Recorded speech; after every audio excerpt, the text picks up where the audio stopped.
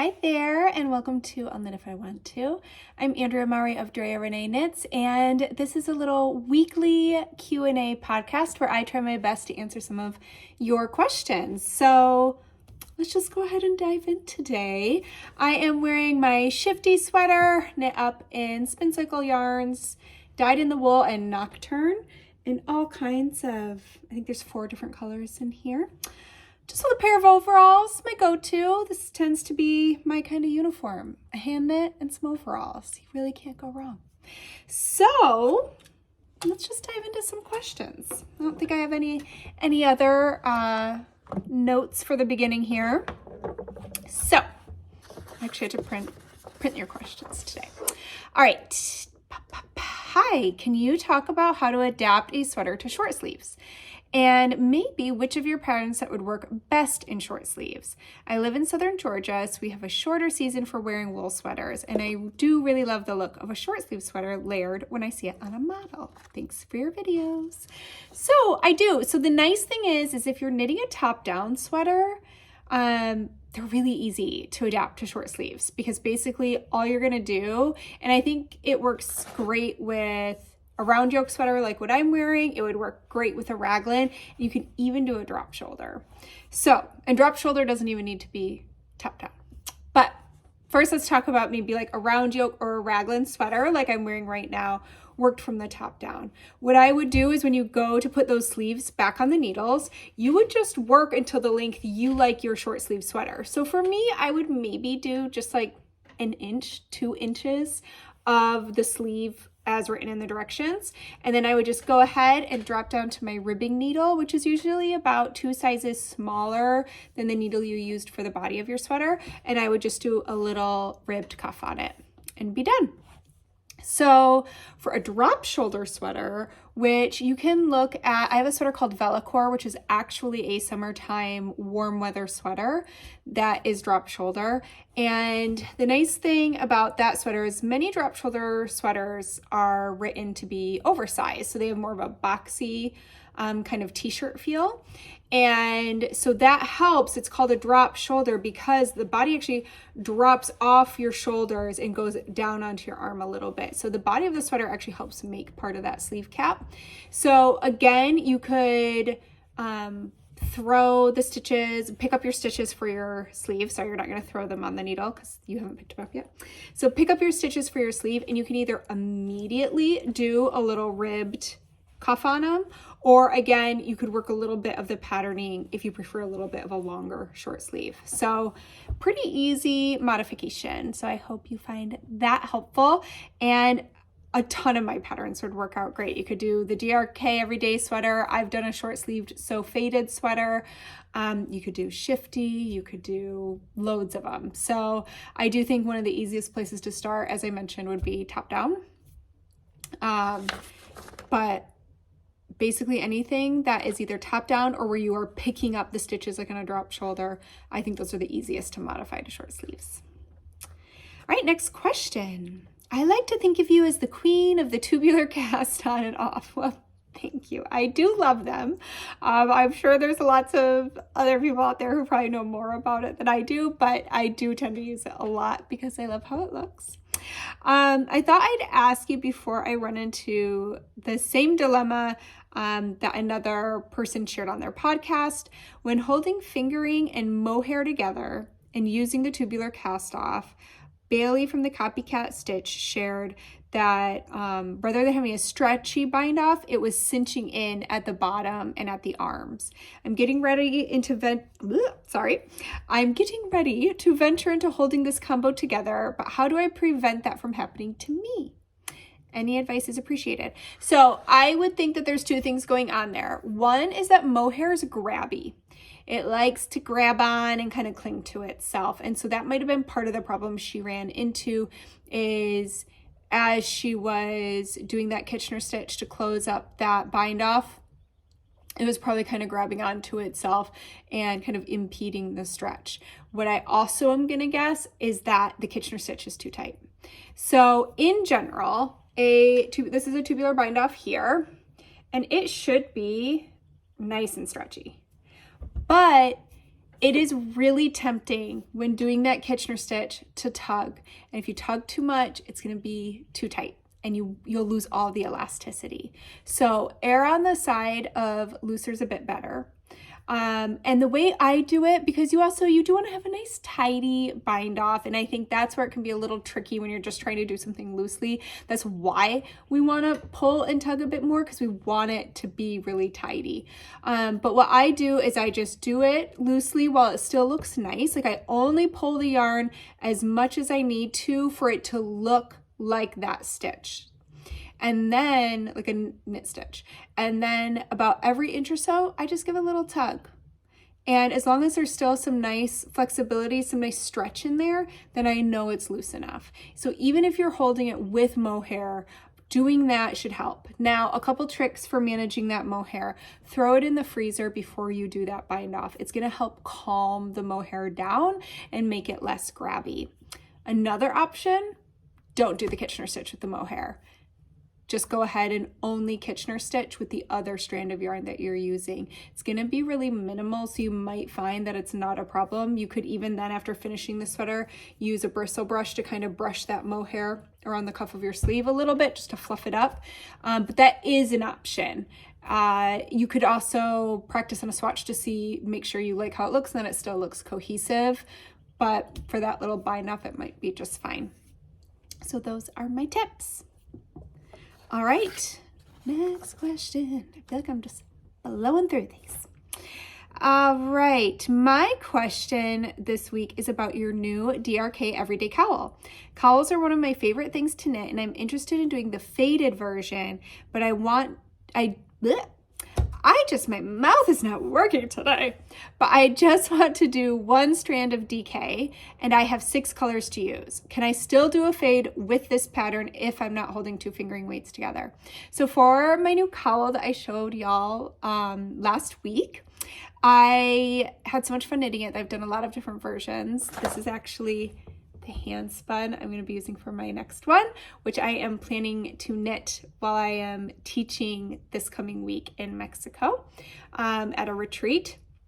So just to show you this, I really love it. So beautiful. Okay. And I also did some faded versions. So I thought it would be fun in the pattern. I actually included how I faded it. So can you just use a DK weight yarn and not marl your fade?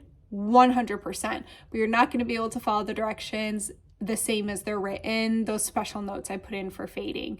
The good news is it's pretty easy. Basically what you're going to want to do, if you have 6 colors to use of DK, I'm guessing you have a decent amount of yardage. It doesn't sound like you're going to be running out of yarn or have to worry too much about managing it in that way. That's what makes it really tricky with certain patterns, is if you only have so much yardage and it has to stretch perfectly, because the shaping for the DRK cowl is so interesting. It's very unique shaping. It's similar to my shift cowl if you've done that. My inclinations cowl, I actually have a few cowls with that shaping because I love it. But just gonna show you a little drawing here.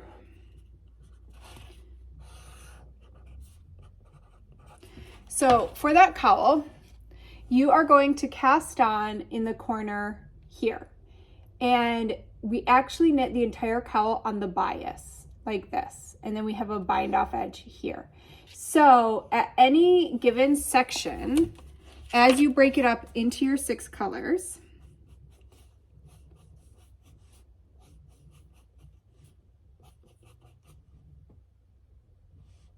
okay, you're gonna have to forgive me, these are very uneven, but so you're gonna need your 6 colors like this, right? 1, 2, 3, 4, 5, 6. But as you can see, each of these sections is gonna use a different amount of yarn. It's gonna be the least amount, more, most, and then it's gonna start to use less again. So figuring that out, that's why if you look in that pattern at the directions I did for using like a mini skein fade set why I ended up doing those tick sheets that you'll see in the pattern, because it's actually quite complicated to spread that yarn out with those little mini skeins. But if yardage is not an issue, what I would do is I would count up the total rows for the size you want to knit, and I would basically divide that by 6. So let's say you're going to have 20 rows per section. That is a completely random number. It's just to illustrate my point. So let's say every color gets 20 rows. At the beginning and end of each transition section, which you will have 5 of if you're doing 6 colors. So you're going to transition, here we have color A and B, and you have to transition from A to B. And again, B to C, C to D, etc. So for each one of those, so basically the last few rows of every section and the first few rows of the next section coming up, you'll just want to stripe those colors together. So just alternate colors every other 2 rows, and that'll help kind of smooth out the transition from one color to the next for your fade, because you won't be using marling the way I did in the notes of the pattern. It's kind of a long-winded one. I hope that makes sense, but it shouldn't be too bad. And you can just be adventurous and know that, like, with fading, it doesn't need to be perfect. I think that actually when they are less perfect and those sections do vary in size, then the fading becomes even more cohesive, because what our eyes are always looking for is contrast and pattern. So by smoothing out the contrast in those transition areas with the striping, but then also if they did vary a bit in size, our eyes won't be able to lock on to that striped pattern as easily. So there you go. I hope that helps. I've played with all sorts of striping patterns, including the Fibonacci sequence, to play with fading. So you can really kind of have some fun.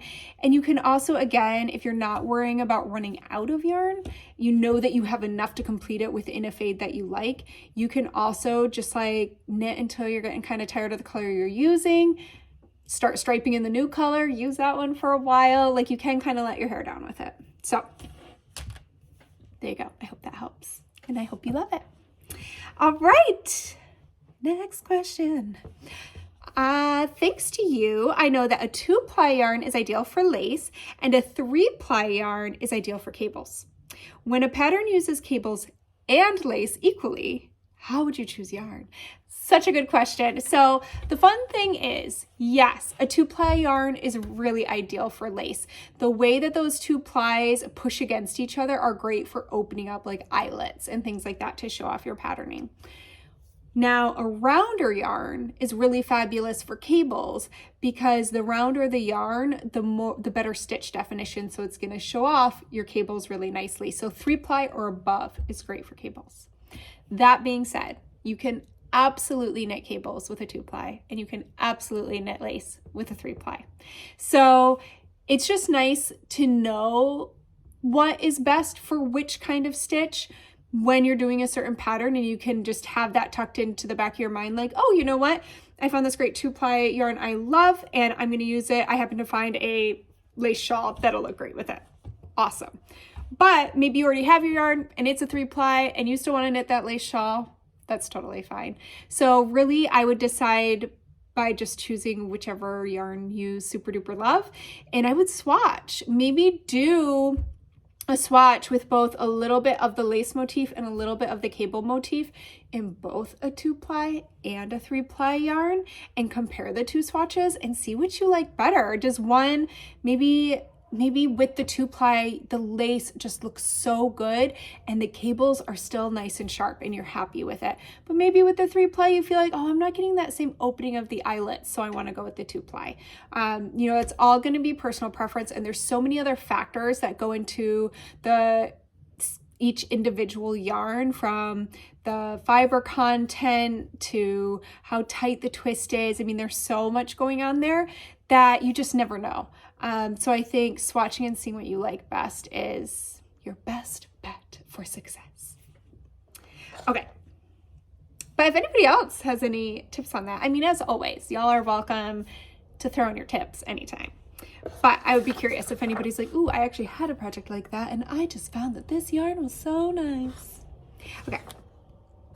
I'm currently knitting the birch pullover, and about and am about halfway through the body. I love, love, love how it's looking, but the half fisherman ribs stitch is quite the time consumer. It is, I know. That and the stripe cardigan took me the longest out of many of a sweater that I have designed. Those ones took me a long time to knit. So I'm thinking about knitting the sleeves in stockinette instead. The Weekender has sleeves in a different pattern, and I enjoyed knitting that, so I feel I have a decent sense of what it would be like. My question is that a terrible idea? If not, is there anything I should consider, like changes to the number of stitches or any other pattern adjustments that might be needed? Okay, so it sounds like, how far did you say you were? Yeah, you're halfway through. So here's the thing. You already did the top of your sleeve in half fisherman's rib. So I think if you had made that decision right out the gate and you had kept that sleeve cap in stockinette, that could be a really interesting play on that sweater. Things to consider, if anyone else is like, oh, maybe I want to try that, is that your gauge is going to vary drastically between half fisherman's rib and stockinette. Half fisherman's rib, because you are knitting into the stitch below, it grows and stretches. It is so flexible. I mean, that sweater is designed on a size 2 needle because half fisherman's rib knits up so much bigger even on that small needle than stockinette would. You could knit a pair of socks on a size 2 needle in stockinette. So that is where it would be quite tricky. If you were okay with having your sleeve cap be in half fisherman's rib and you still wanted to attempt the stockinette from there, I would definitely go up needle sizes, maybe to like a US 4, but you're just gonna have to see, and the shaping is gonna be different. You're gonna just probably default to a knit 2 together and a slip slip knit to decrease that sleeve down on the way, but definitely consider the differences in fabric. So you're gonna have a really stretchy ribbed fabric that is the fisherman's rib, and then the stockinette fabric is going to be just a little slimmer. It's not going to have the same look, obviously, as the half fisherman's rib. But yeah, that is one thing I'm not sure that you're going to love having. It's going to look very obvious that I don't know that it will look purposeful, the change, having it change from stockinette from there. Whereas if it had started up here, but even then I think it would have been tricky to not have tight shoulders unless you're going to change needles and knit this bigger, for the sleeve cap, but it's knit in the round. So I'm not sure I would do it, but I also am a firm believer that the best part of being a knitter or a sewist or whatever, maybe a crocheter, a weaver, is that we're creating things the way we want them, and there's nothing wrong with experimenting, and you could try it, and if you don't like it, tear it back and knit it the way that the pattern was written. But absolutely make it your own, and if you like it, I mean, it could be absolutely beautiful. The only last thing I'll say is, at least once you get to the sleeves, you're almost there. Once you get through that body, maybe do a quick palette cleanser, knit yourself a hat or a cowl, something that you can just whip off the needles, maybe on a bigger needle size, like use a size 6 is going to feel like a big needle, and then go back down and finish those sleeves. I will say that the birch pullover and the stripe cardigan are 2 of my most worn sweaters, so I do think it's worth the extra time it takes. But I do feel, I myself, as I was knitting mine, was like, wow, this is taking me longer than usual. But good things sometimes take time. So that is actually the last question. So we are a month in to the DRK March to May knit along. You're welcome to join in with any Andrea Renee Knits sweater or shawl pattern. We have a forum going for each. They are very lively. There's a lot of people in there, so it's not too late to join. We go all the way through to the end of May, so we have 2 full months left. We would love to have you if you haven't joined. And yeah, I guess that's all I got for today. I have another new pattern coming out soon that I'm very excited about. So I hope to introduce you to that in about 2 weeks. And I guess that's it. Thank you so much, everyone, for meeting me back here, spending a little time with me. I hope you had your knitting, maybe a cozy drink to keep you company, and I hope to see you back here next week. If you enjoy these little weekly episodes, feel free to subscribe, and that way you can get a little notification as soon as the next episode is released. I also have new tutorials popping up. I just did, I think, 3 new ones for the DRK Everyday Cowl, and I've got some more new ones coming out for my next pattern. So again, if you're subscribed, then you'll be the first to know when there's new little videos to check out, whether it be tutorials or this podcast. And I hope you have an awesome weekend. I hope you get to make something, and I guess that's it. Bye.